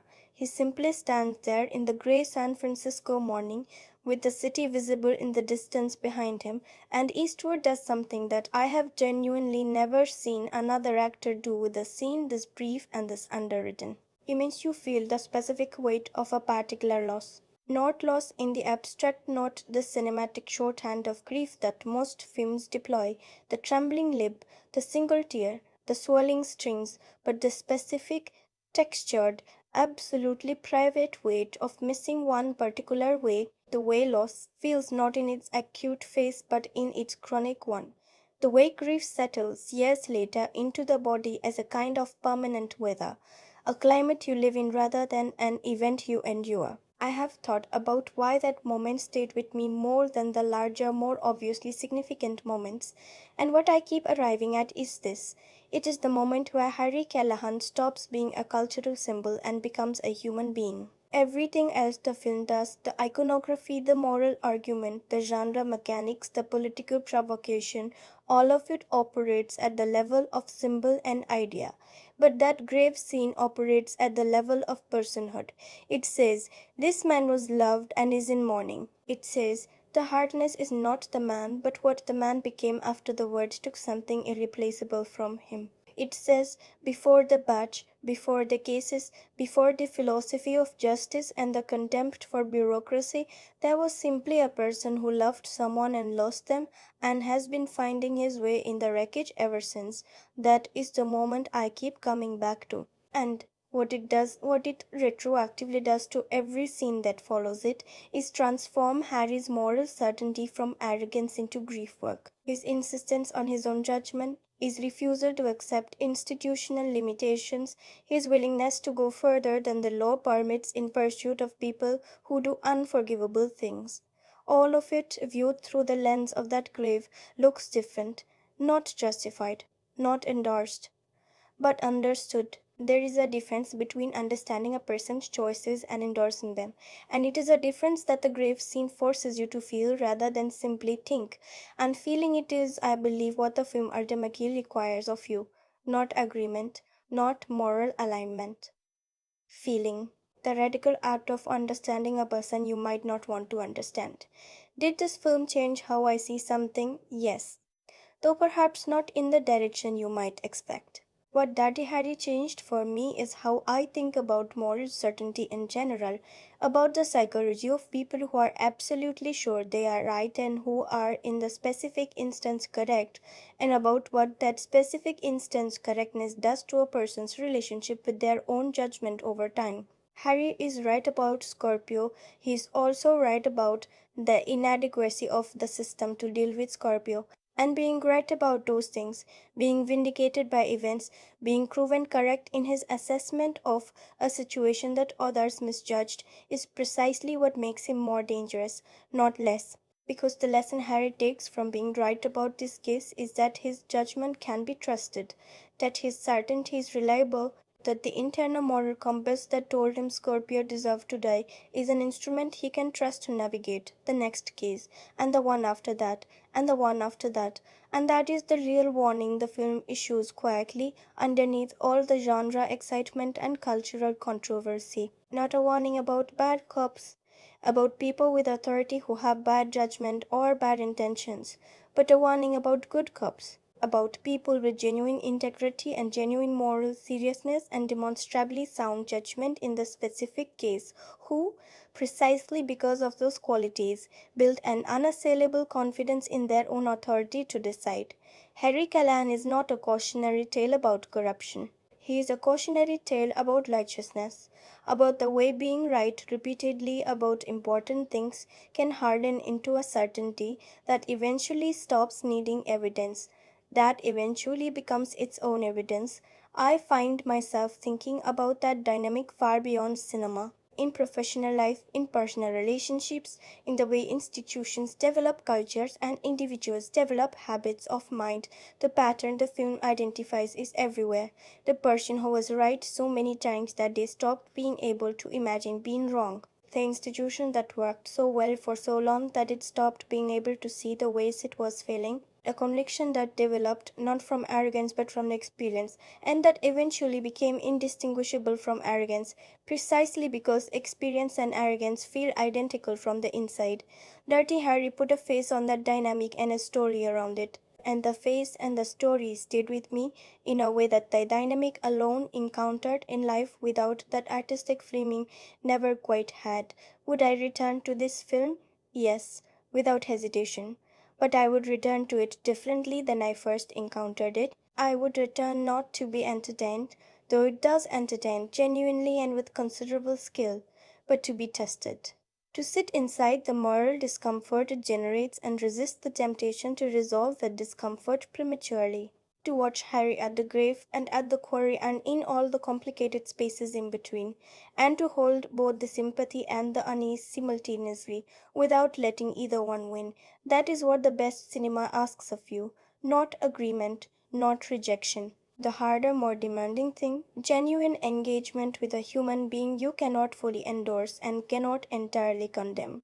Who will carry this film with them? I think it is the person who has felt the specific frustration of watching something go wrong in a system that was supposed to prevent it, and who has had to decide in that moment whether their frustration justified stepping outside the rules. Whether it has ever happened in a small way, cutting a corner, making an exception, deciding that this particular situation warranted special treatment, or in a larger one, the feeling the film engages is not theoretical. It is the feeling of a person who believes in something and is watching that something fail. And if you have felt that, if you know what it is to be right about something important and to be told by the machinery around you that being right is insufficient, that the process matters more than the outcome, that your certainty about what justice requires cannot override the framework built to contain certainty, then this film will find something in you and press on it. And you will spend the days after watching it deciding what you think about what it pressed. That is the person who will carry this film. Anyone who has ever stood at the place where principle and pragmatism diverge and had to choose a direction. So, here we are at the end of it. The complete experience of Dirty Harry, held up to the light and turned slowly, examined from every angle that seemed worth examining, and now set back down on the table for a final honest accounting. What is this film in total? It is a work of genuine craft that sometimes compromises its own intelligence. It is a moral argument that flinches at the moment of its most demanding conclusion. It is a performance of extraordinary subtlety embedded in a genre framework that does not always deserve the subtlety it contains. It is a film that was made quickly, under pressure, on a modest budget, by a director and a star who understood each other with uncommon precision, about a subject that the culture of 1971 was not ready to address directly, and so addressed sideways, through genre, through iconography, through the deliberately ambiguous simultaneously the most admirable and the most troubling person in every room he enters. It is, in short, a genuinely important film, not a perfect one, not a simple one, not a film that will leave you feeling clean or resolved or confident about where you stand, but important. The kind of important that means something beyond box office and franchise and cultural shorthand. The kind of important that means this film engaged with something real about human psychology and institutional failure and the price of moral certainty. And it engaged with it in ways that were not always clean or comfortable or above reproach, but that were honest in the deepest sense, honest about the difficulty of the thing it was examining, honest about the difficulty does not resolve. Who will love this film most deeply? The cinephile who can hold genre, pleasure, and moral complexity in the same hand without dropping either. The person who appreciates performance as an art of restraint, who finds Eastwood's stillness more eloquent than a thousand more demonstrative actors' fireworks. The viewer who wants their crime cinema to mean something beyond the excitement of the chase, who is willing to be made uncomfortable in the service of being made to think. The person who understands that a film can be genuinely flawed and genuinely great simultaneously, that those two things are not mutually exclusive, and that the tension between them is often where the most interesting cinema lives. Who may not connect with it? The viewer who needs their moral compass clearly calibrated by the film they are watching, who needs to know at every moment who to root for and who to condemn, and who finds ambiguity not stimulating but exhausting. The viewer who comes to genre films primarily for forward momentum and finds Seagal's deliberate pacing frustrating rather than expressive. The person who cannot separate the film from its cultural afterlife, who sees only the franchise, the political appropriations, the simplified cultural icon, and who is unwilling to do the archaeological work of getting back to what the original film actually was before the culture finished with it. These are not criticisms of those viewers, they are simply honest acknowledgments that this film requires a particular kind of patience and a particular willingness to sit with unresolved tension that not everyone finds rewarding. How should you experience it? On the largest screen available to you, in the best possible quality, with the sound turned up to a level that Lars Schifrin's score do what it was designed to do. If you have a cinema near you doing a repertory screening, which happens more often than people realize, and which will happen again with a film of this stature, go there. The communal experience of watching this film in a room full of people who are all being tested by the same images at the same moment is something the home viewing experience cannot fully replicate. There is a particular quality to sitting in a cinema audience that goes quiet at exactly the same moment, the moment the badge hits the water, the moment the screen holds on Eastwood's face in the final seconds, that reminds you why we have cinemas at all, why we gather in the dark together to watch projected light and call it an art form, because in those moments of collective silence, something is happening that goes beyond entertainment and beyond even art. Something that is closer to the experience of being reminded by a piece of constructed fiction what it feels like to be genuinely alive and genuinely uncertain and genuinely morally implicated in the world you inhabit. But if the cinema is not available, then the home viewing experience, done properly, lights down, phone away, full attention given, will serve you well. This is not a film that rewards distraction. It is a film that requires the particular quality of attention that cinema at its best demands, the willingness to be fully present inside someone else's world for as long as the film asks, and to bring your whole self to the experience rather than just the part of yourself that wants to be entertained. If you love it and you may completely and without reservation, I would suggest owning it, not for the convenience, though there is that, but because this is the kind of film worth returning to at different points in your life and finding that it has changed because you have changed, that the things it presses on are different things now than they were the last time you watched it. That is the mark of film with genuine depth. It grows with you, or rather, it stays exactly the same and you grow, and the distance between you and it shifts, and what you see in it shifts, and what you see in it shifts with that distance. Own the films that do that. They are rarer than they should be.